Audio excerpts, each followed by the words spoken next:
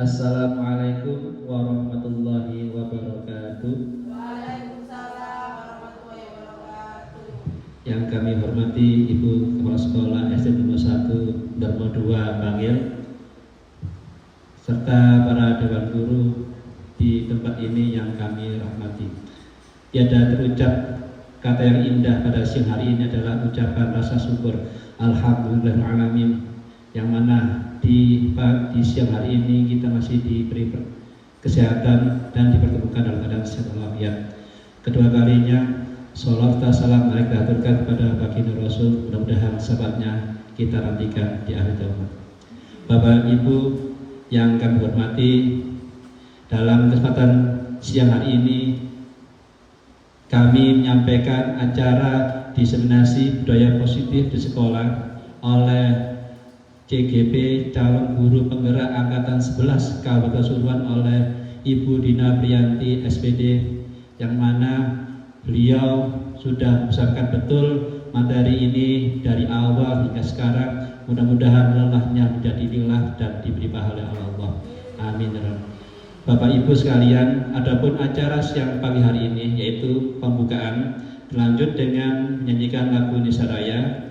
Berikutnya adalah sambutan kepala sekolah dan diseminasi oleh yang bersangkutan.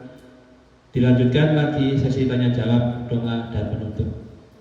Mari kita awali acara siang hari ini dengan bacaan Ummul Quran. Mudah-mudahan dari awal hingga akhir acara diseminasi budaya positif di SD nomor 2 Bangil ini berjalan dengan baik dan lancar. Ala hadiniyah wa kununiyatun sholihat ala mana bahasa sholih Ilan Sahabat Muhammad SAW. Al-Fatihah. Terima kasih kami sampaikan. Berikutnya dimohon untuk berdiri, kita akan menyanyikan lagu Indonesia Raya. Kepada Dirjen yang akan kami haturkan.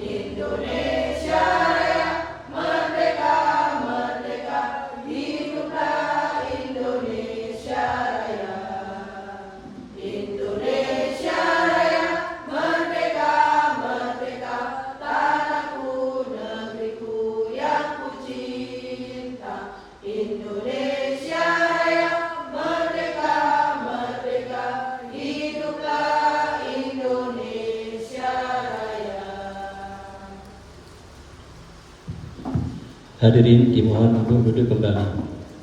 Terima kasih kami sampaikan kepada yang bertugas. Berikutnya adalah acara sambutan kepala sekolah yang mana akan disampaikan oleh beliau Ibu Yuli. Kepada beliau kami sampaikan.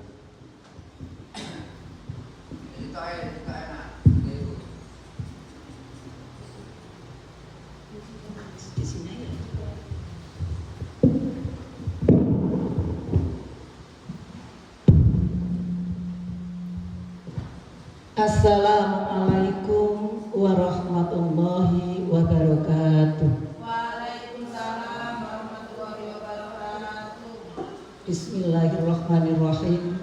Alhamdulillah wa syukurillah wa nikmatillah wa la hawla wa la quwata illa billahil aliyyil azim. Rabbi shrah li sadri wa yassir li amri wa hlul 'uqdatam min lisani yafqahu qawli. Amma ba'du.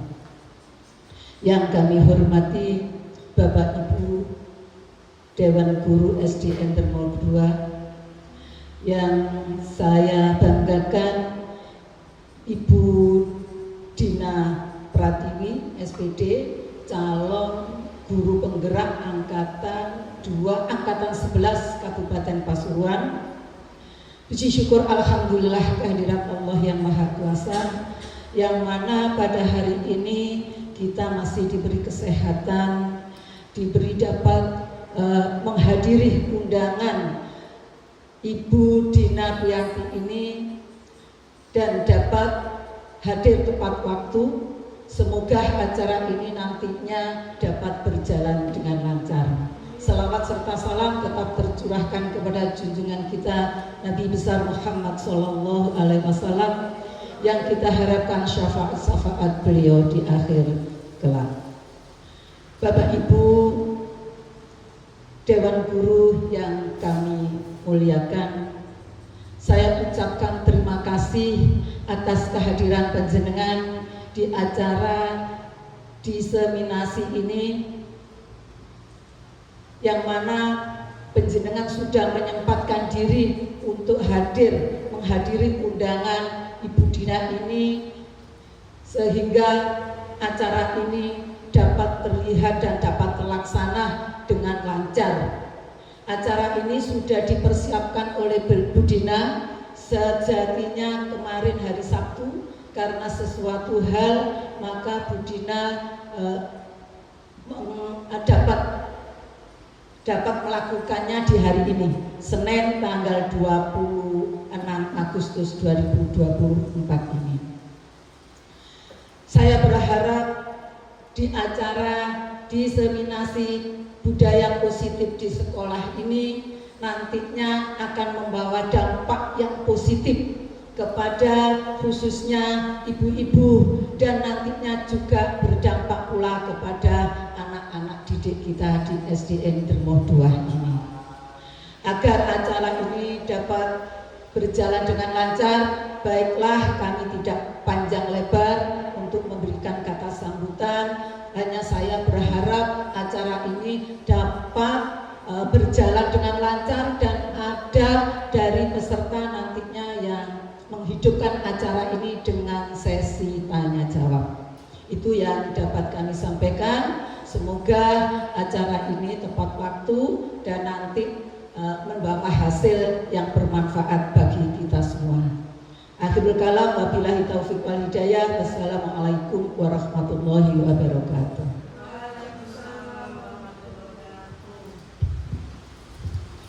Terima kasih kami aturkan kepada beliau Ibu Yuli selaku Kepala Sekolah SDN Dermo 2 Bangil. Berikutnya adalah acara diseminasi oleh calon guru penggerak diseminasi budaya positif di sekolah SD Dermo 1, yang mana akan disampaikan, mohon maaf, karena diseminasi budaya positif di sekolah yaitu SDN Dermo 2, yang mana akan disampaikan oleh Ibu Dina Priyanti SPD. Waktu dan tempat untuk Bu Dina kami sampaikan.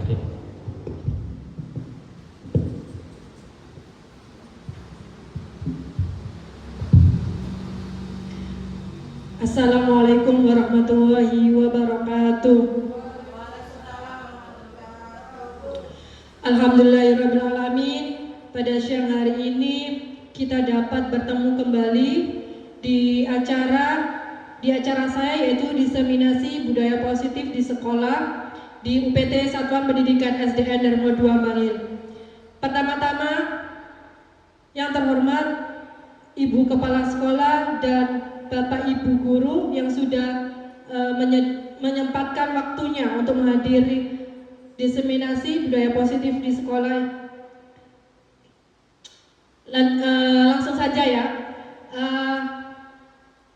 Yang pertama, sebelum kita memulai diseminasi hari ini, kita ice breaking dulu. Mari kita berdiri bersama biar nanti rileks mendapatkan materi dari saya, biar juga tidak ngantuk. Dimohon Bapak Ibu untuk berdiri.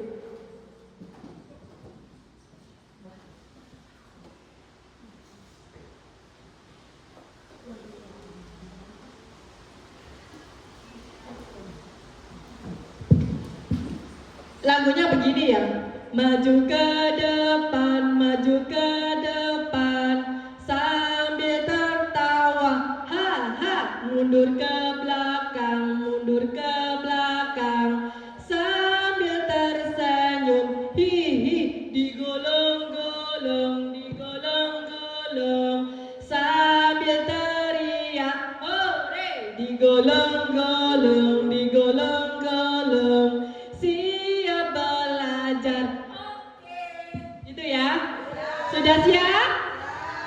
Oke, 1, 2, 3. Maju ke depan,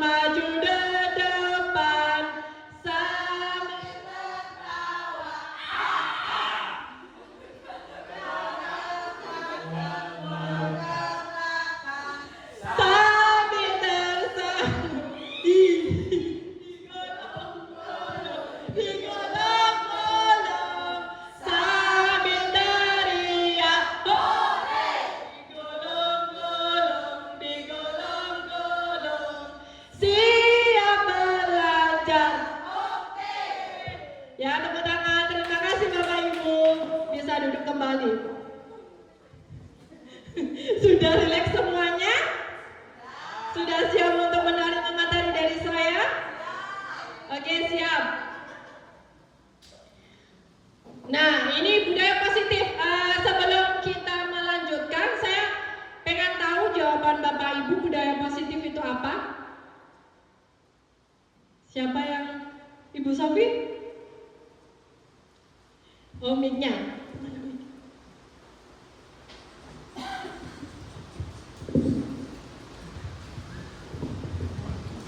Baik, terima kasih Bu Dina untuk kesempatannya. Di sini saya menjawab sepengetahuan saya tentang budaya positif, yaitu budaya atau program atau kegiatan positif yang dilakukan. Kalau budaya positifnya di sekolah berarti yang dilakukan di sekolah. Seperti itu Bu Dina. Ya, terima kasih. Ya, benar. Budaya positif itu adalah yang dilakukan di sekolah, ya, nilai-nilai yang positif. Budaya positif di sekolah yaitu nilai-nilai dan kebiasaan-kebiasaan di sekolah yang berpihak pada peserta didik agar mereka dapat berkembang menjadi pribadi yang kritis, penuh hormat dan bertanggung jawab. Nah, sebelum kita ke mendalami budaya positif, ini ada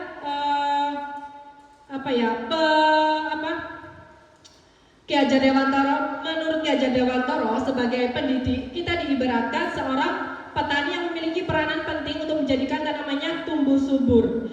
Jadi sebagai pendidik itu, yang sebagai petani itu gurunya, yang sebagai benihnya yaitu muridnya, dan siswa adalah benih tanaman yang ditabur petani, guru di lahan. Kalau sekolah sebagai lahan, setiap tanaman siswa ditanam dan dirawat secara berbeda. Jadi guru sebagai petani, lahannya sebagai sekolah, dan bibitnya atau benihnya itu adalah siswa. Sekolah diibaratkan sebagai tanah tempat bercocok tanam. Jadi SDN Dharma 2 yaitu diibaratkan sebagai tanahnya. Tujuan pendidikan tersendiri yang berpihak pada murid yaitu pendidikan memberi tuntunan terhadap segala kekuatan kodrat yang dimiliki anak agar ia mampu mencapai keselamatan dan kebahagiaan yang setinggi-tingginya, baik sebagai seorang manusia maupun sebagai anggota masyarakat. Pendidikan adalah tempat persemaian benih-benih kebudayaan dalam masyarakat dan merupakan kunci utama untuk menciptakan manusia yang beradab. Jadi pendidikan sendiri yaitu sebagai pemberi tuntunan untuk anak-anak sesuai dengan kodrat anak-anak. gitu ya. Jadi anak-anak itu bagaimana caranya anak-anak itu mampu mencapai keselamatan dan kebahagiaan yang setinggi-tingginya. Lanjut. Nah, agar dapat memberikan pendidikan yang menuntun, maka seorang pendidik harus memahami dengan sepenuh hati dimensi-dimensi yang terdapat pada profil pelajar Pancasila. Nah, profil pelajar Pancasila ada berapa Bapak Ibu? Ada 6. Nanti kita menyanyi bersama-sama ya. Profil pelajar Pancasila dapat terwujud jika seorang guru atau sekolah memiliki tujuan untuk menciptakan perubahan budaya positif ke arah yang lebih baik di lingkungan sekolahnya.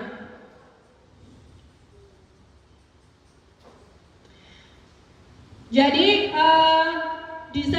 diseminasi sekarang ini yang akan saya jelaskan yaitu eksplorasi konsep budaya positif. Ada 6 materi. Yang pertama, perubahan paradigma stimulus respon lawan teori kontrol. Yang kedua, arti disiplin dan 3 motivasi perilaku manusia. Yang ketiga, keyakinan kelas. Yang keempat, 5 kebutuhan dasar manusia.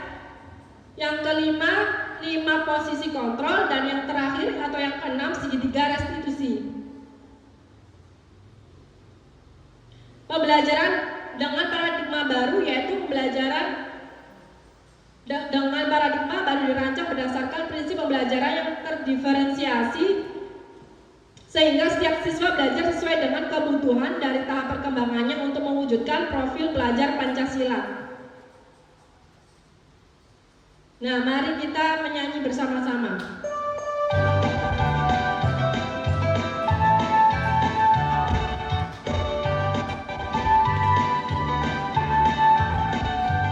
Pelajar Pancasila beriman dan bertakwa pada Tuhan yang Esa dan berakhlak mulia, berkebinekaan global, gotong royong mendidik, kreatif dan berkritis.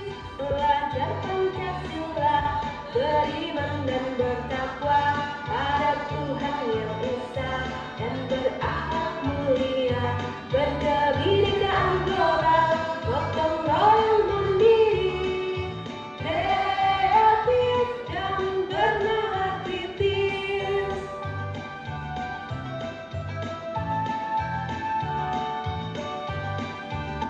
Dah, itu tadi 6 profil belajar Pancasila.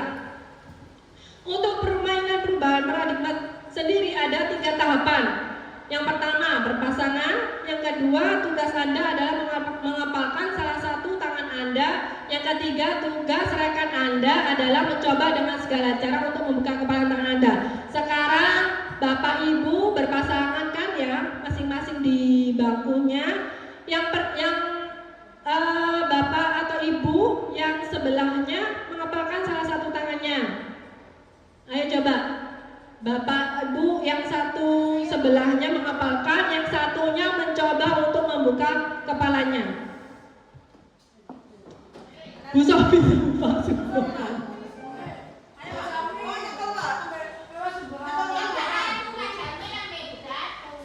Iya, berpasangan.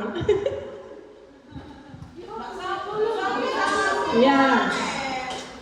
Jadi Bu Datul mengapalkan tangannya. Nanti Bu Supartini berusaha membuka kepalanya Bu Datul.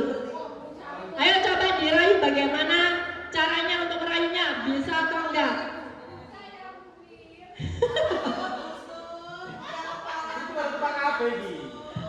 Loh, kok pada mengepal? Kan tangan, Pak. Yang satunya merayu, Pak.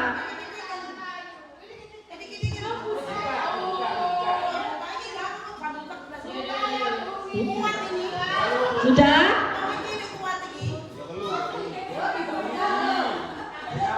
Oke, saya sekarang pengen tahu salah satu pasangan aja. Siapa yang tetap mengepalkan, siapa yang sudah membuka kepala tangannya? Oh, kenapa? Coba bisa deskripsikan kenapa kok tidak mau membuka kepalanya? Terima kasih. Saya tidak membuka kepala tangan saya karena saya menganggap sesuatu yang sangat berharga di tangan saya. Terima kasih. Oke, tepuk tangan. Oke, kenapa kok berharga, Bu Sud?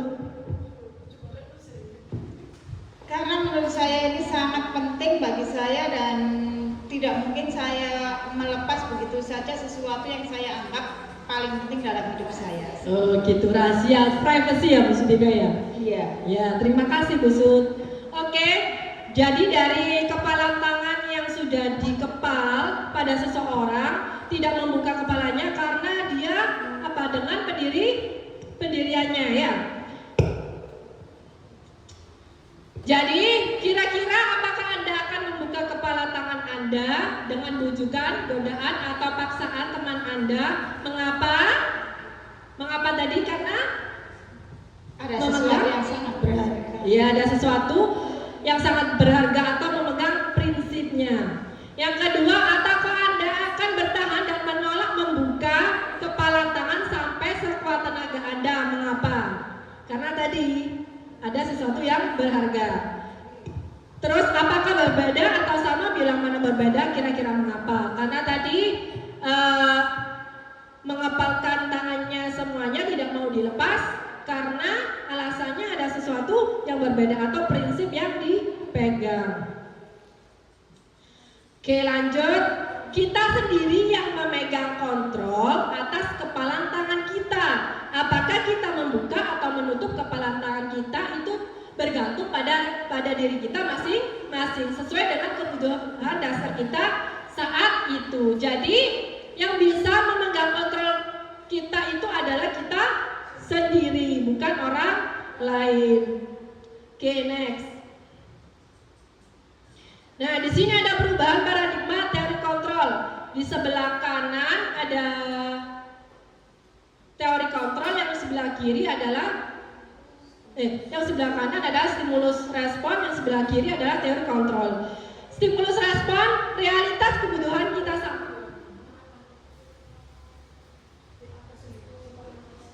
Stimulus respon, realitas kebutuhan kita sama. Kalau teori kontrol, realitas kebutuhan kita berbeda. Stimulus respon, semua orang melihat hal yang sama. Jika teori kontrol, setiap orang memiliki gambaran yang berbeda. Next ya. Nah, sekarang saya pengen tahu makna disiplin. Boleh siapa yang memberi pendapat makna disiplin sebelum saya lanjutkan materi ini? Bu Supartini, silahkan. Kalau menurut saya disiplin adalah kontrol diri. Bagaimana orang itu bisa mengontrol dirinya untuk selalu tepat waktu, untuk bisa datang tidak terlambat. Oh gitu ya, terima kasih. Jadi makna disiplin itu mengontrol karena kita ada motivasi diri sendiri ya, bukan dari orang lain, gitu maksudnya. Ya, terima kasih. Oke, lanjut. Disiplin positif sendiri yaitu disiplin positif merupakan suatu cara penerapan disiplin yang mengajarkan anak bertanggung jawab dan menumbuhkan kesadaran diri berdasarkan nilai-nilai kebajikan. Disiplin positif lebih ke arah disiplin diri ya, garis bawah, yang dapat mengontrol diri dalam melakukan segala tindakan. Disiplin diri dapat membuat murid memahami dan menyadari berdasarkan motivasi internal, bukan akibat paksaan, pujian ataupun hukuman. Oke, lanjut. Nah, di sini ada 3 motivasi perilaku manusia, yaitu yang pertama ekstrinsik, untuk menghindari ketidaknyamanan atau hukuman. Bagaimana sih ekstrinsik itu? Contohnya kita itu datang tepat waktu karena bukan motivasi kita sendiri, karena takut dimarahin kepala sekolah misalnya. Nah, itu adalah motivasi intrinsik, bukan dari dalam diri. Yang kedua, ekstrinsik lagi ya, untuk mendapatkan imbalan dan penghargaan diri dari orang lain. Misal saya datang tepat waktu, pengen dipuji sama orang lain. Itu adalah untuk penghargaan diri dari orang lain. Kalau yang ketiga, intrinsik ini untuk menjadi orang yang mereka inginkan dan menghargai diri sendiri dengan nilai-nilai yang mereka percaya. Jadi kita itu datang tepat waktu itu untuk menghargai diri kita sendiri. Karena apa? Karena kita itu untuk mencontohkan kepada murid-murid kita kalau kita itu harus datang tepat waktu. Jadi tidak ada pengaruh dari luar. dari kita sendiri.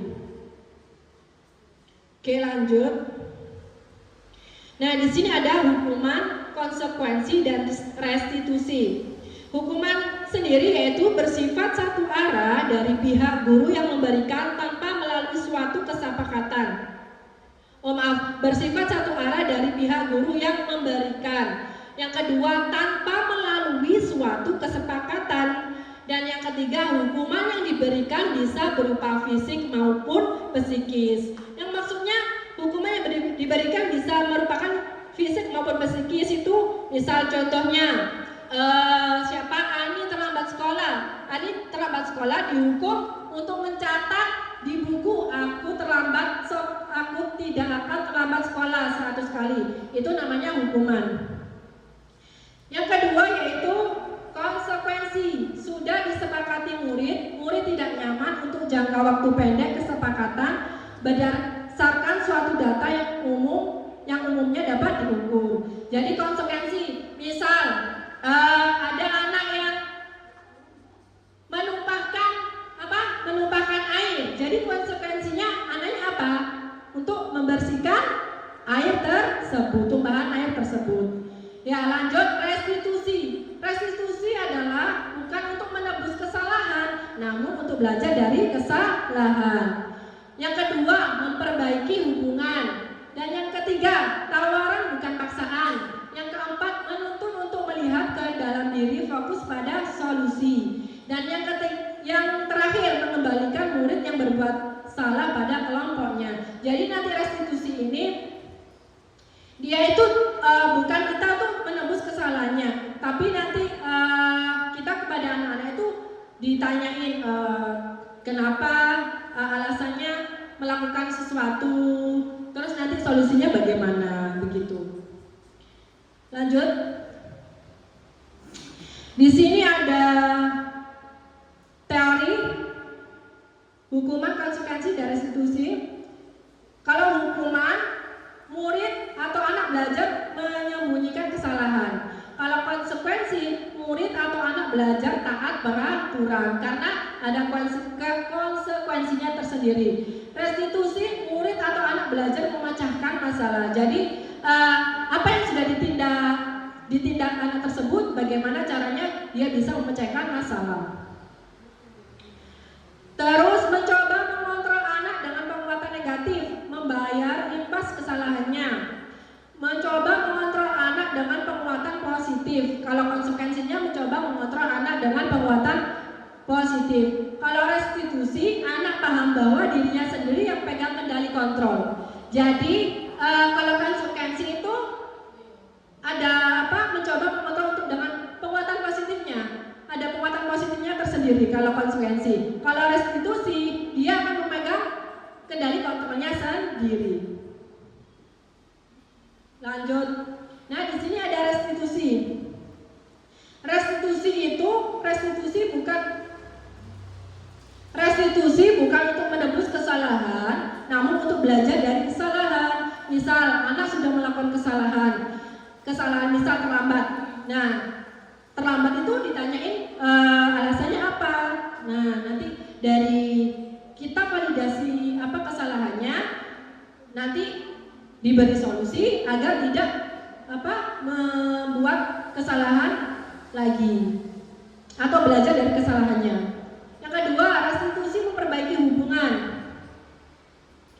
Yang ketiga, restitusi adalah tawaran bukan paksaan. Jadi untuk mengontrol dirinya anak tersebut masing-masing. Restitusi menuntut untuk melihat ke dalam diri, kembali ke dalam kesalahannya siswa tersebut. Restitusi fokus pada solusi. Jadi restitusi fokus pada solusi ya Bapak Ibu. Restitusi mencari kebutuhan dasar yang berdasari tindakan. Restitusi diri adalah cara yang paling baik. Restitusi fokus pada karakter bukan tindakan. Tindakan tadi seperti hukuman ya. Restitusi menguatkan dari kesalahan itu untuk mencari solusi yang terbaik agar belajar dari kesalahan yang sudah dilakukan. Terus restitusi mengembalikan murid yang berbuat salah pada kelompoknya. Oke, lanjut. Nah, di sini saya ada apa ya? Ada itu kejadian-kejadian sebuah kalimat ini ada kejadian-kejadian, mohon ditebak ini hukuman atau konsekuensi. Mencatat 100 kali di dalam buku kalimat, saya tidak akan terlambat lagi karena terlambat ke sekolah. Kira-kira apa jawabannya Bapak Ibu? Apa Bu Sutina? Hukuman. Oke, hukuman. Lanjut. Ini membersihkan coretan yang dibuatnya di meja tulis. Apa kira-kira? Konsekuensi, karena dia sudah coret-coret, harusnya dia tanggung jawab membersihkan. Coba kita lihat jawabannya. Ya, konsekuensi. Lanjut. Murid diminta untuk push up 15 kali karena tidak menggunakan masker ke sekolah. Ya, hukuman karena ada kata-kata menghukum. Kita lihat jawabannya ya benar. Karena ada kata-kata menghukum ya, push up 15 kali. Seperti tadi yang pertama juga gitu, menulis 100 kata. Lanjut. Menggantikan kertas tugas teman yang telah dicoret-coret. Konsekuensi, kita lihat jawabannya.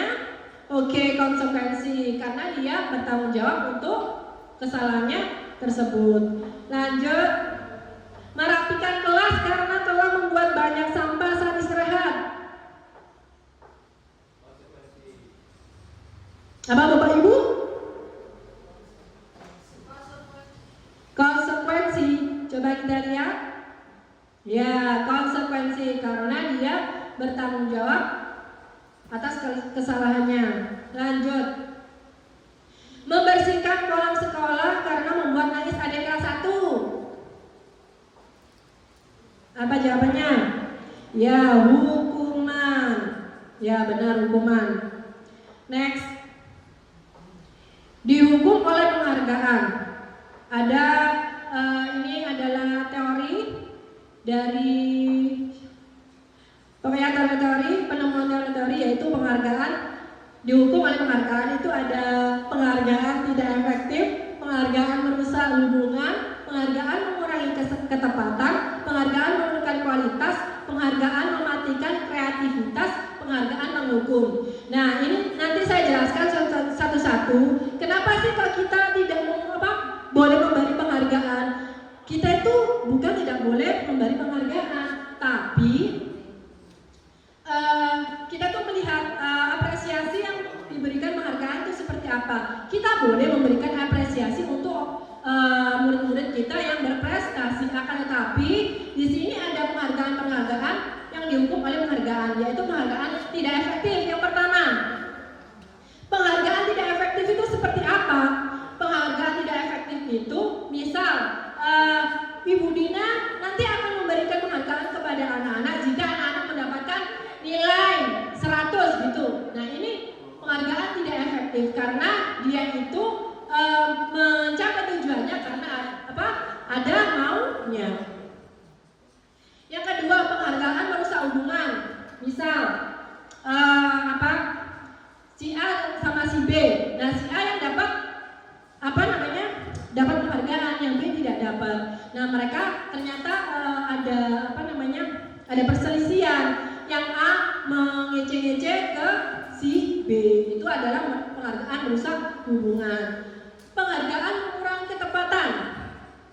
Contoh penghargaan mengurangi ketepatan. Misal,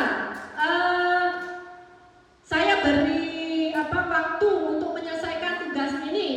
Nah, ternyata batas waktu tersebut bisa mengurangi ketepatan anak-anak menyelesaikan tugas tersebut. Yang terakhir, penghargaan menurunkan kualitas. Penghargaan menurunkan kualitas itu bagaimana? Penghargaan menurunkan kualitas itu seperti kita memberikan sebuah tugas untuk membuat peta misalnya. Harusnya itu kualitasnya itu kalau ada waktunya yang lebih lama, kualitasnya itu bagus. Ternyata kita itu memberikan waktunya hanya 3 hari. Nah, itu adalah penghargaan menurunkan kualitas. Penghargaan mematikan kreativitas. Nah, misal saya menentukan untuk membuat peta hanya harus terbuat dari beras, padahal anak-anak itu mempunyai kreativitas tersendiri. Tidak hanya kita itu membuat peta terbuat dari beras, begitu. Penghargaan menghukum. Penghargaan menghukum itu apa sih? Coba saya tanya kepada Bapak Ibu, siapa yang paham atau bisa mendeskripsikan penghargaan menghukum? Ibu Datun, apa penghargaan menghukum, bisa mendeskripsikan?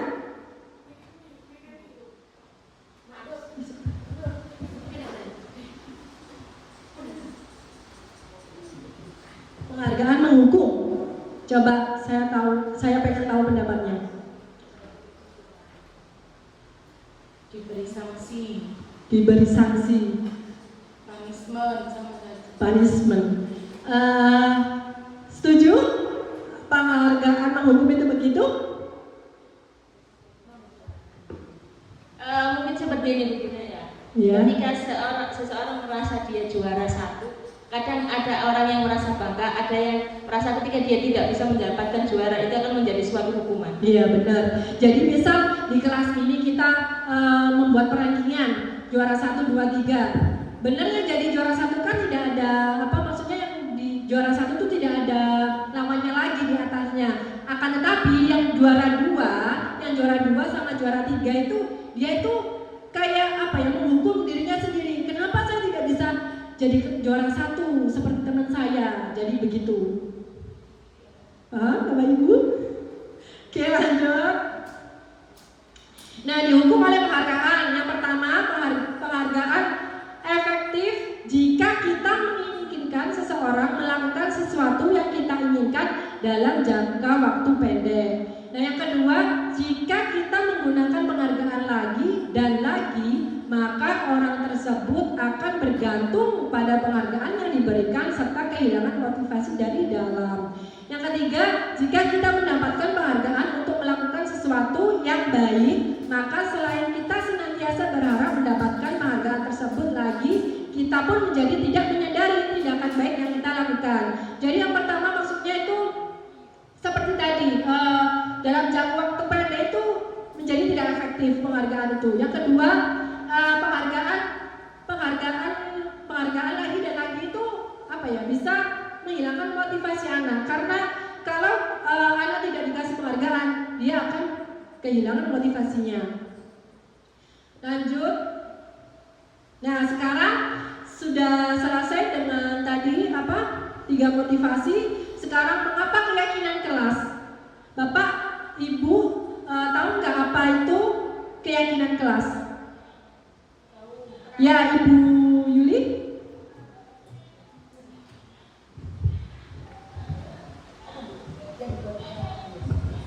Menurut saya kalau keyakinan kelas itu dibuat bersama seluruh warga kelas, antara guru bersama siswa untuk mencapai kelas impian yang diinginkan. Mungkin itu, Bu.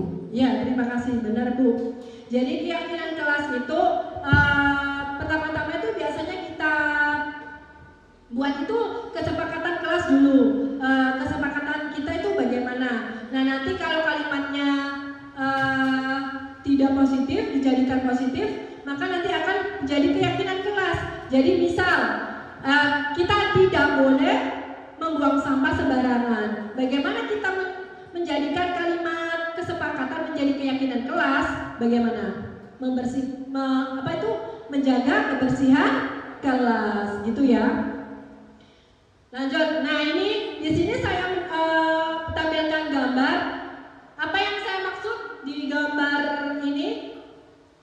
Apa yang bisa mendeskripsikan?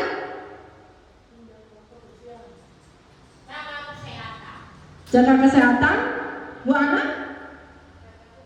Jaga kebersihan, Pak Jamil? Berkaitan dengan kesehatan. Oke. Oke, di sini kan ada anak-anak pakai masker, anak-anak cuci tangan. Nah, di sini nilainya apa? Nilai kebajikannya. Kesehatan, ya, kesehatan. Nah, maka dari itu kita dari menjaga kesehatan, apa yang kita yakini yaitu untuk menjaga kesehatan. Nah, itu maksudnya mengapa keyakinan bukan kesepakatan. Lanjut. Apa perbedaan kesepakatan kelas dan keyakinan? Tadi sepertinya sudah saya jawab ya. Kalau kesepakatan kelas itu kesepakatan kita bersama di kelas, akan tetapi belum menjadi kalimat keyakinan kelas. Jadi kesepakatan kelas itu kalimat yang masih negatif akan dirubah menjadi kalimat positif, menjadi keyakinan kelas. Jadi tadi seperti contoh tadi, kalau kesepakatan kelas tidak boleh membuang sampah sembarangan. Untuk dijadikan menjadi keyakinan kelas, yaitu maka kalimatnya menjadi menjaga kebersihan, begitu. Nah, di sini keyakinan kelas, kesepakatan kelas lebih rinci dan detail. Kesepakatan kelas konkret dan lebih mirip pada peraturan. Jadi kesepakatan kelas itu kata-katanya lebih konkret karena ada apa ya? Sesuai dengan kalimatnya, tidak boleh membuang sampah sembarangan. Jadi kalau kita membuang sampah sembarangan kan sesuai dengan konkretnya, tidak boleh membuang sampah sembarangan. Keyakinan kelas bersifat lebih abstrak, berisi nilai-nilai kebajikan yang diyakini secara universal. Ya seperti tadi, menjaga kebersihan. Nah, menjaga kebersihan yang kita yakini itu seperti apa? Terus nilai-nilai kebajikan universal yang disepakati secara tersirat dan tersurat lepas dari latar belakang suku, negara, bahasa maupun agama. Lanjut ya. Nah, di sini perbedaan keyakinan kelas dan kesepakatan kelas. Kesepakatan kelas mendengarkan ketika guru atau teman ketika berbicara, tidak menyala pembicaraan, mengangkat tangan jika ingin berpendapat, datang dan pulang tepat waktu. Akan tetapi kalau keyakinan kelas menghormati diri sendiri dan orang lain, saling menyayangi. Saling menyayangi itu seperti tidak menyala pembicaraan, ini saling menyayangi. Beriman dan bertakwa kepada Tuhan.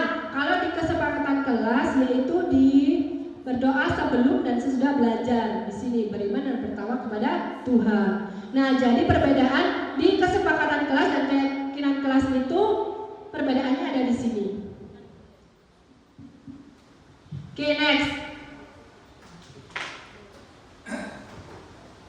Nah, di sini langkah-langkahnya yaitu kita biasanya membuat peraturan kelas terlebih dahulu, terus keyakinan kelas sudah dibuat menjadi lingkungan positif dan menjadi budaya positif. Mengapa kok menjadi budaya positif? Karena kita harus membudidayakan keyakinan kelas kita setiap hari di kegiatan kita sehari-hari. Nah, di sini next, setelah kita membahas keyakinan kelas, sekarang ada 5 kebutuhan dasar manusia. Di sini ada 5 kebutuhan dasar manusia. Yang pertama, kesenangan. Yang kedua, cinta dan kasih sayang. Yang ketiga, penguasaan. Yang keempat, kebebasan. Yang terakhir, bertahan hidup. Kesenangan adalah kebutuhan untuk merasa senang. Cinta dan kasih sayang, kebutuhan untuk diterima, memberi dan menerima kasih sayang berkoneksi. Penguasaan, kebutuhan akan pilihan, kemandirian, otonomi. Kebebasan, kebutuhan pengakuan atas kemampuan prestasi diakui. Yang terakhir, bertahan hidup, yaitu kebutuhan fisiologis, rasa lapar, serta psikologis, rasa aman. Lanjut. Nah, sekarang saya mempunyai identifikasi masalah. Tolong ini ditebak. Kira-kira dia ada di penguasaan kah, ada di kesenangan kah, ada di kasih sayang kah? Nah, di sini ada masalah. Bimo, seorang anak kelas 1, selalu berlari keluar kelas menuju jalan raya di depan sekolahnya yang ramai dengan kendaraan. Tingkahnya membuat Bu Ani bingung dan seringkali lari mengejarnya. Ada beberapa kemungkinan jawaban yang diberikan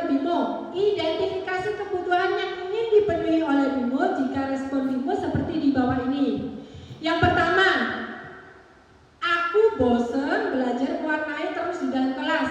Apa kira-kira? Gimana Bapak Ibu yang lainnya selain Bu Sofi?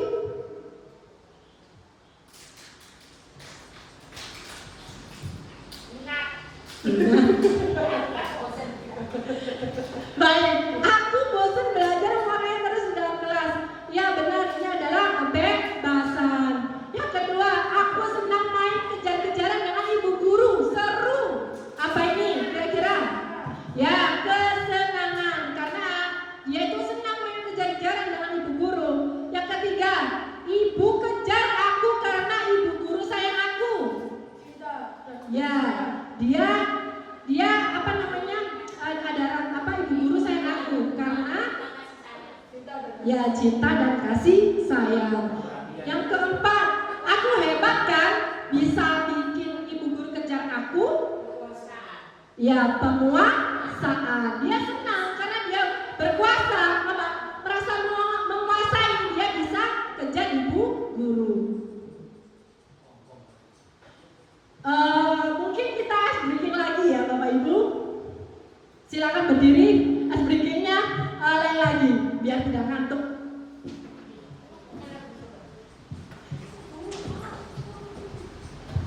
Ayo, coba caranya begini.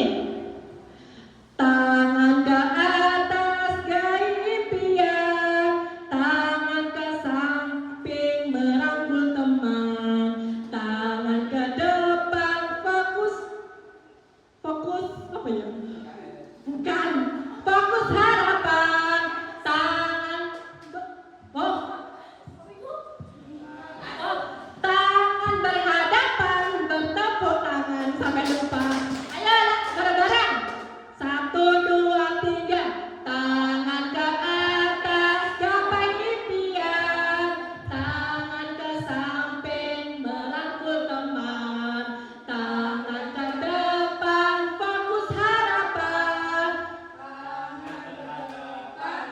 tepuk tangan.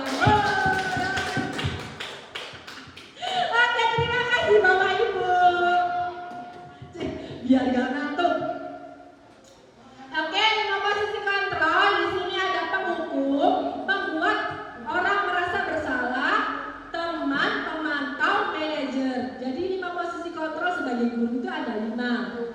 Ada penghukum, ada pembuat orang merasa bersalah, ada teman, ada pemantau, ada manajer. Contohnya penghukum itu bagaimana sih? Nah ini menunjuk-nunjuk atau menyindir-nyindir. Nah itu sebagai penghukum. Pembuat orang merasa bersalah, berceramah, menunjukkan kekecewaan yang mendalam. Itu sebagai pembuat orang merasa bersalah. Sebagai teman bagaimana? Ini membuatkan alasan-alasan untuk murid-muridnya. Untuk pemantau, menghitung dan mengukur. Kalau manajer mengajukan pertanyaan. Jadi kita itu kalau sebagai manajer itu harus mendengarkan dulu apa kesalahannya tersebut. Kalau kita sebagai manajer. Jadi kata-katanya penghukum, misal, kalau kamu tidak melakukannya, saya akan memberikan kamu hukuman untuk push up. Itu menjadi seorang penghukum. Membuat orang bersalah, kamu sudah mengecewakan ibu atau bapak. Nah jadi dia tuh merasa bersalah karena kita itu mengeluarkan kata-kata kamu sudah mengecewakan bapak atau ibu gitu. Terus teman, lakukan untuk bapak ibu. Ya sudah, nanti bapak ibu bantu bersihkan, membereskan. Oke, pemantau. Kalau pemantau kata-katanya apa peraturannya, terus apa konsekuensinya, itu kalau sebagai pemantau. Kalau manajer, apa yang kita yakini, apa kamu yakini hal tersebut?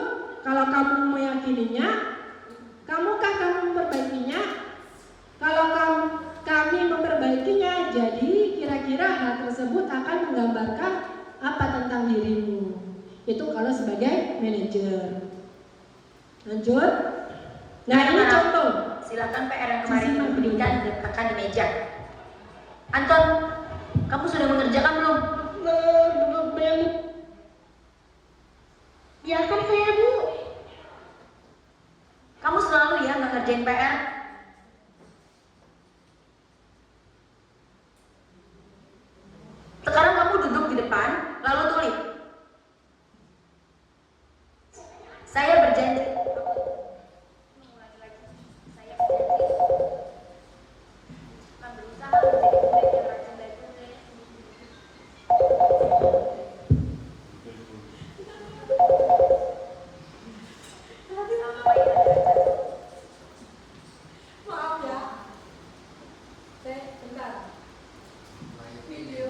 Pagi anak-anak, silakan PR kemarin Ibu berikan letakkan di meja. Anton, kamu sudah mengerjakan belum? Belum mengerjakan saya, Bu. Kamu selalu dikira PR. Sekarang kamu duduk di depan, lalu tulis. Saya berjanji akan mengulangi lagi. Saya berjanji akan berusaha menjadi murid yang rajin belajar.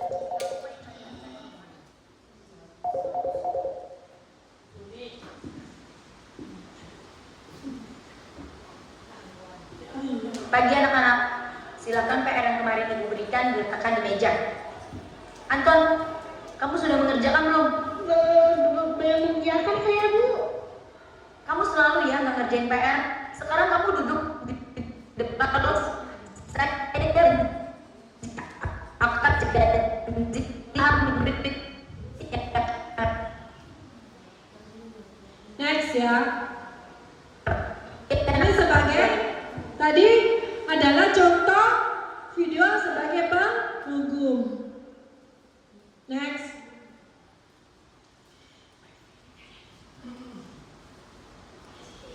Iya anak-anak, hari ini ada tugas ya. Ada yang belum kerjakan? Anton,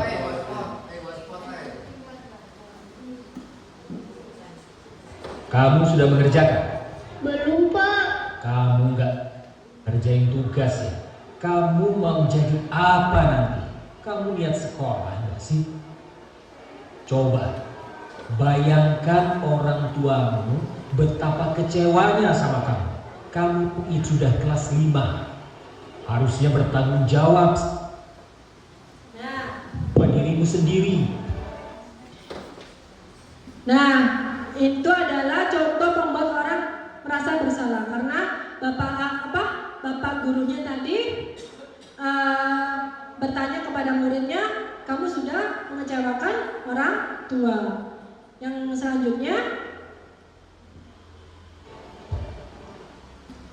Maaf, Bu, saya kelelahan. Ya udah, nanti jangan diulangi lagi ya. Kalau kamu rajin, Ibu senang lihatnya. Ya, lain kali tepat waktu ya masuknya. Tas dulu dong, kita kan teman. Wah, jadi kalau aku terlambat lagi, apa ya? nah ini adalah contoh apa Bapak Ibu? Contoh apa? Ya, teman. Guru sebagai teman. Lanjut, video yang keempat. Kamu kok nggak pakai olahraga? Bapak catat kamu sudah 3 kali loh nggak ikut olahraga bulan ini. Iya, Pak. Sudah 3 kali berarti saya dapat sanksi, Pak. Nah, ini sebagai contoh apa? Guru sebagai apa, Bapak Ibu? Iya, ada di guru olahraga. Apa sebagai apa? Guru sebagai apa? Pemantau. Lanjut, pemantau ya. Terakhir, video yang terakhir. Ini, Bu, saya mengumpulin tugas. Maaf ya, Bu, saya telah mengumpulin tugas. Kenapa kamu terlambat mengumpulkan tugas? Iya, Bu, saya kalau sore bantu Ibu jaga warung, nggak sempat kerjain tugas. Kira-kira nih, apa yang bisa kamu perbaiki supaya kamu bisa mengerjakan tugas tepat waktu? Coba, kapan biasanya kamu membantu Ibu jualan? Jam 6 sampai jam 8 malam, Bu. Bagaimana kalau kamu membuat jadwal? Kapan kamu akan mengerjakan tugas? Oh, iya, Bu. Saya coba deh, Bu. Terima kasih, Bu. Nah, ini sebagai apa Bapak Ibu? Guru sebagai manajer karena dia memberikan apa? Iya, selanjutnya yaitu materi kita segitiga restitusi. Manajer. Nah, segitiga restitusi. Segitiga restitusi di sini ada langkah-langkahnya, ada 3 langkah. Yang pertama yaitu menanyakan menstabilitaskan identitas.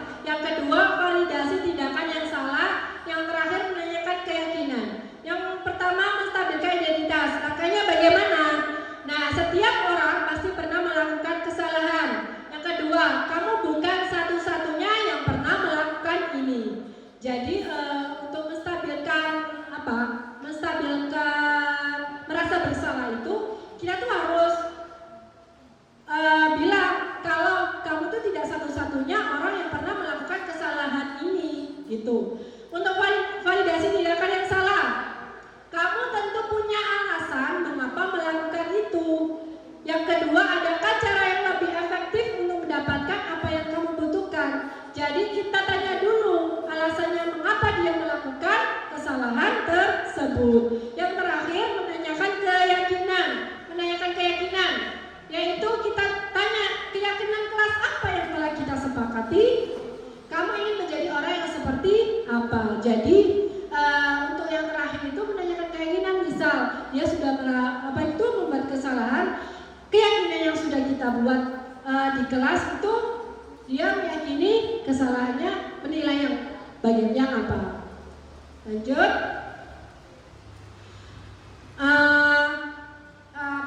Definisi sendiri menstabilkan identitas, yaitu yang pertama, membuat kesalahan adalah proses dari sebuah pembelajaran.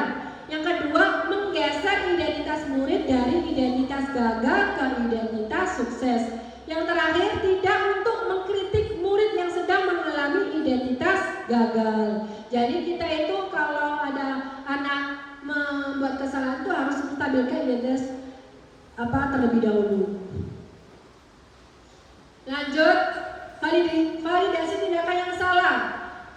Yang pertama, setiap perilaku berupaya memenuhi suatu kebutuhan tertentu. Yang kedua, bergeser dari pemikiran stimulus respon menjadi proaktif.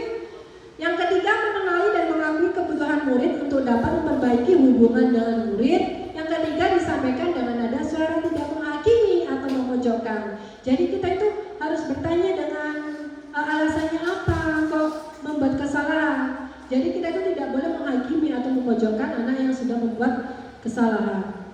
Lanjut, yang terakhir yaitu menanyakan keyakinan. Yang pertama, teori kontrol, bahwa dasarnya kita termotivasi secara intrinsik dari motivasi dari dalam diri kita masing-masing sesuai dengan keyakinan kelas yang kita sepakati. Yang kedua, saat perilaku telah divalidasi dan identitas sukses telah stabil, maka murid telah siap mengaitkan keyakinannya dengan tindakannya yang salah. Nah, ini adalah contoh penerapan segitiga restitusi yang sudah saya buat dengan murid saya.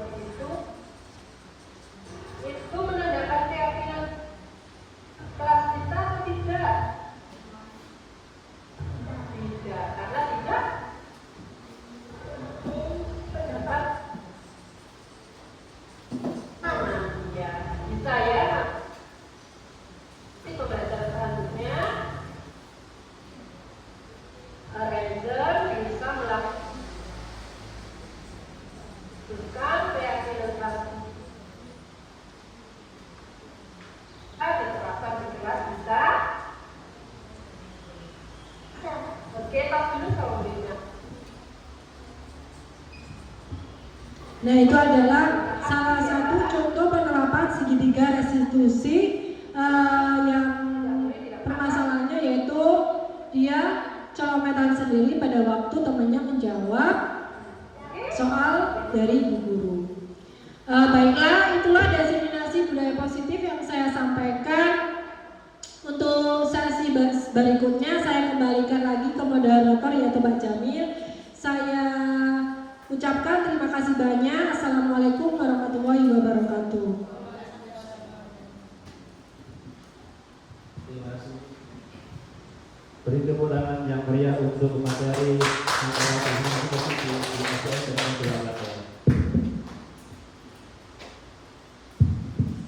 acara berikutnya yaitu sesi tanya jawab dengan pemateri yang mana kami batasi dengan 2 pertanyaan. Monggo.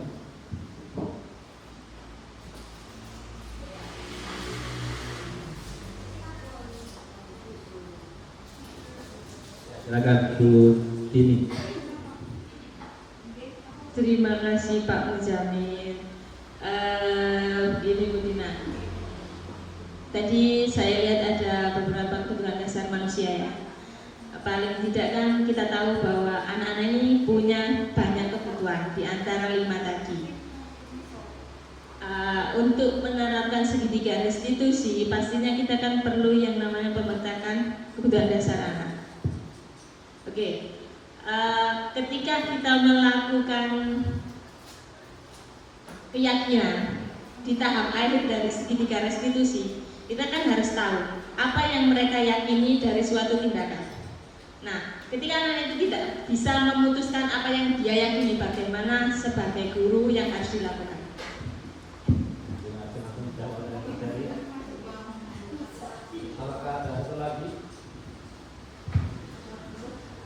Dijawab dulu atau langsung 2 pertanyaan? Langsung dijawab dulu. Ya. Oke, terima kasih Ibu Tini sudah memberikan pertanyaan. Saya akan berusaha menjawab pertanyaan Ibu. Bagaimana kita itu harus meyakini keyakinan kelas kita kepada anak tersebut yang sudah melakukan kesalahan. Begitu, Ibu. Bentar ya, benar. Berarti gurunya ya? Enggak, maksudnya ini saya tanya soal yang Anda tanyakan. Baik, saya akan menjawab sesuai dengan yang sudah saya jelaskan tadi. Kalau kita ini membuat keyakinan kelas itu sesuai dengan kesepakatan anak-anak atau kesepakatan kelas bersama. Jadi kita itu membuat kesepakatan kelas bersama, terus kita buat kalimat positif menjadi keyakinan kelas, begitu. Jadi kita itu membuat keyakinan kelas itu bersama-sama, bukan dari gurunya sendiri, gitu. Jadi maka jika ada anak-anak melakukan kesalahan, anak-anak sudah tahu keyakinan kelas yang sudah kita buat, begitu.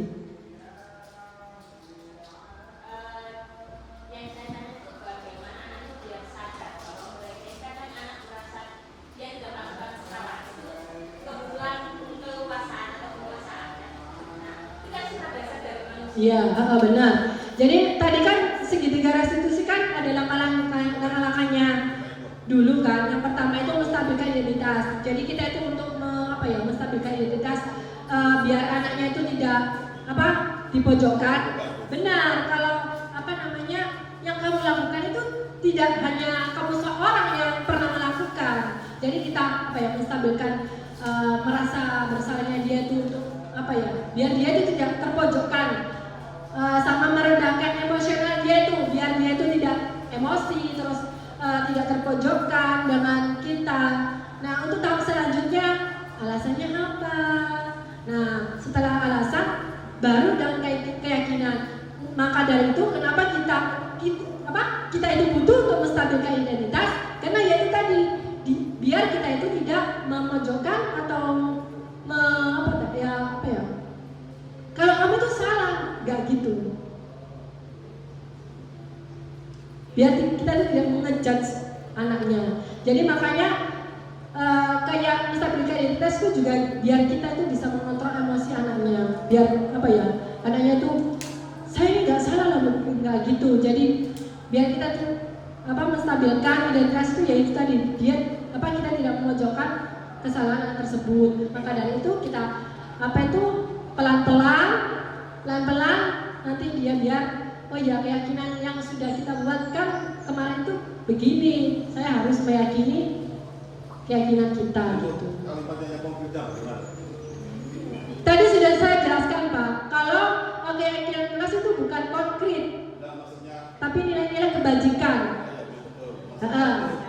Bentuk kalimat untuk menanamkan pada anak itu bagaimana? Ya misal anaknya terlambat. Kalau di kesepakatan kelas atau peraturan kelas kita kan kata-katanya tidak boleh datang terlambat. Nah, kalau keyakinan kelas kata-katanya datang tepat waktu. Nggak, maksudnya itu dia tidak menimbulkan anak itu merasa bersalah. Iya, itu tadi menstabilkan identitas tadi Pak. Kita tidak boleh memojokkan anak tersebut yang sudah membuat kesalahan. Kita tuh harus pertamanya tuh menstabilkan identitas dulu. Ya. Apa? Ya misal tadi datang terlambat. Ya memang misal ya saya menanyakan anak ini. Ya memang yang datang terlambat tidak hanya kamu saja. Bu guru juga pernah datang terlambat.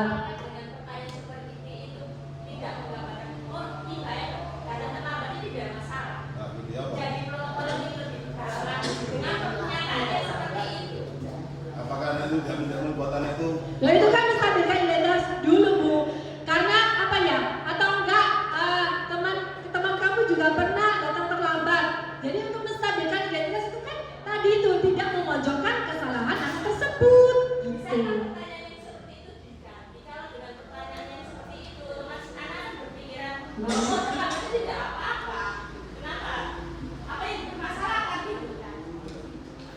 Iya.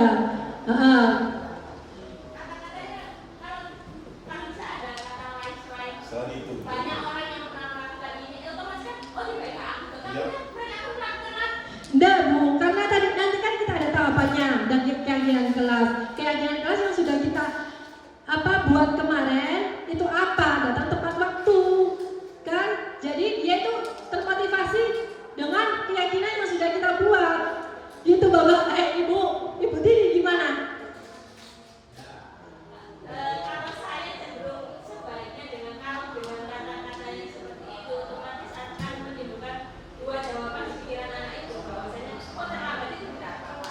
Tapi kalau dia berkata tindakan kamu itu salah, tapi jangan dikasih tahu bahwa banyak orang yang melakukan itu akan membuat dia merasa aku mau bojone, merasa lebih Merasa bebas. Iya. Kalau menurut Bu Tini gimana kalimatnya? Kalau menurut saya tindakan kamu salah. Salah kamu memperbaiki biar kamu tidak datang terlambat seperti apa? Iya nanti kan. Ya itu kan nanti divalidasi tindakan. Saya misal validasi tindakan kan kita tanya alasannya kamu terlambat kenapa gitu. Terus misal dia bangunnya kesiangan. Bisa ya nanti kalau bangunnya tidak kesiangan lagi, jangan ulangi lagi gitu. Terus nanti ditanyakan keyakinan kelas. Jadi menstabilkan identitas itu untuk menstabilkan keadaan gitu loh. Nanti divalidasi tindakan, jadi nanti kata-katanya beda lagi begitu.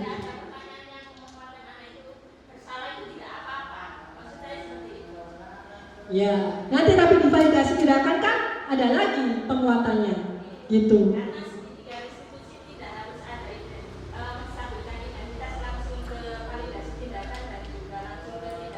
Tapi sesuai teori ada 3 tahapan gitu.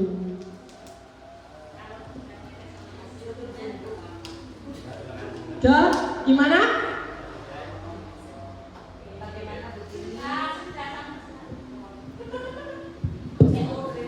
Ya, terima kasih. Kalau menurut hemat saya itu pernah diketahui seperti itu ada anak itu diberi tanda. Jadi kedatangan anak itu di masa itu ya, di SD saya itu diberi tanda ini nomor 1, nomor 2. Kamu tidak ingin datang yang pertama. Jadi itu yang motivasi pertama.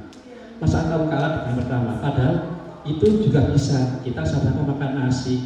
Nah, itu mungkin pendekatan secara menyindir. Jadi diberi suatu penghargaan, tapi penghargaannya paling belakang. Demikian, kalau seperti itu. Kalau matung jawaban dari Ibu Tini, bisa terima? Kalau dia tidak terlalu kalah dengan penghargaan, apakah dalam kasus sisi positif tadi berdasarkan tidak boleh memberikan penghargaan karena akan memberikan efek kekuatan. Tadi ada beberapa hal yang tidak boleh dilakukan terhadap anak. Ya. Salah satunya memberikan penghargaan. Ketika anak itu tidak mendapatkan penghargaan akan timbul yang namanya kayak rasa penyesalan. Itu juga. Ya, terima kasih. Dalam psikologis anak kita akan mengganggu yang namanya pertumbuhan anak. Itu yang saran saya. Ya, terima kasih. Setiap apapun ada positif dan negatif.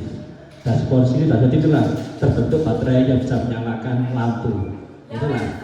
Terima kasih. Mudah-mudahan ada manfaatnya. Beri tepuk tangan untuk kita semua. Penyelesaian masalah tanpa ada masalah, mudah-mudahan bisa bermanfaat. Demikian acara sesi tanya jawab. Berikutnya adalah doa sekali penutup yang mana akan disampaikan kepada beliau Bapak Muhammad Subhan. Pada beliau kami haturkan Bapak Abdul Subhan.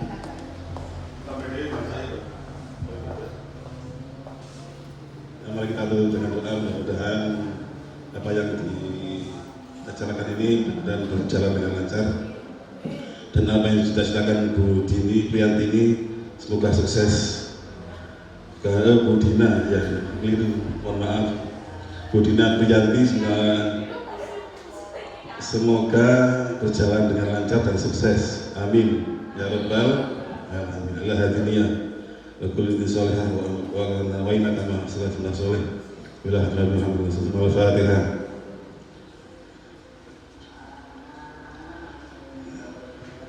Bismillahirrahmanirrahim. Alhamdulillahirabbil alamin. Hamdan syakiran dunya wa hamdan fina al-abin nasida. Ya Rabbana lakal hamdu bil jalali wa 'azim sultani. Wa ma sallallahu ala sayyidina Muhammadin sallallahu alaihi wasallam biha min jami'il ahwali wa la faqad nabi jami'il hajat. والظاهرون في هذه السيئة رفعنا من الدرجات ولمن يكسر الغايات من جميع الخيرات الحياة وبيت الممات. اللهم إنا نسألك سلامة في الدين وعافية في الجسد وزيادة في الحلم وبركة في الرزق وتوبة قبل الموت ورحمة عند الموت. اللهم هون علينا في سكرتنا النجاة من النار والعافية عند الحساب. ربنا لا تزغ قلوبنا بعد إذ هديتنا وهب لنا من لدنك رحمة إنك أنت الوهاب. اللهم يسر لنا ولا تؤثر علينا ويسر لنا أمر الدنيا والآخرة. وما لا تدع لنا ذنبا الا غفرته ولا هما الا فرجته ولا دينا الا قضيته ولا حاجه من حوائج الدنيا والاخره الا قضيتها يا ارحم الراحمين. اللهم احسن عاقبتنا في الامور كلها واجرنا من الدنيا عذابنا. ربنا اتنا في الدنيا حسنه وفي الاخره حسنه وقنا عذاب النار. صلى الله على سيدنا محمد وعلى اله وصحبه وسلم. الحمد لله. Fatihah. Terima kasih kami sampaikan kepada beliau Bapak Subhan. Dan berakhirnya acara tadi kami sekaligus mewakili dari tim diseminasi budaya positif sekolah SDN nomor 2 yang dipresentasikan oleh Ibu Dina Priyanti dan saya selaku pengacara. Mohon maaf ada kesalahan tutur kata dan terima kasih atas perhatiannya. Wassalamualaikum warahmatullahi wabarakatuh.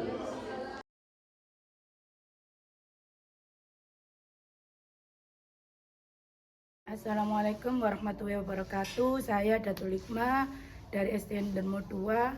Saya akan memberikan umpan balik kepada Ibu Dina Priyanti, CGP Angkatan 11. Menurut saya tadi pemaparannya sudah sangat jelas dan mudah dipahami. Sehingga kedepannya saya ingin menerapkan budaya positif ke anak didik saya, ke warga sekolah, terutama anak peserta didik saya. Semoga Bu Dina Priyanti kedepannya lebih sukses lagi dan jaya.